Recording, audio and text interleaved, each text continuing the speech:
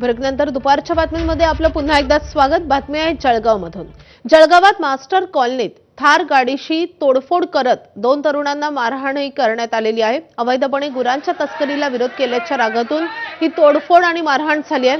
गुरांची वाहतूक करताना पकडल्यानंतर 2 गटात मोठा वाद झाला। पोलीस कारवाईसाठी गेले असता पोलिसांवरही दगडफेक झाल्याची माहिती आहे। पोलिसांकडून गुरांची वाहतूक करणारं वाहन जप्त करण्यात आले आणि वाहनातील गुरं गोशाळेत दाखल करण्यात आली आहेत।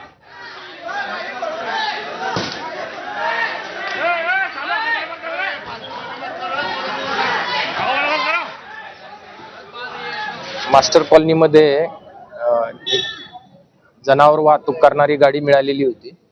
त्या गाडीचा पाठलाग अमळनेर पासून केला होता।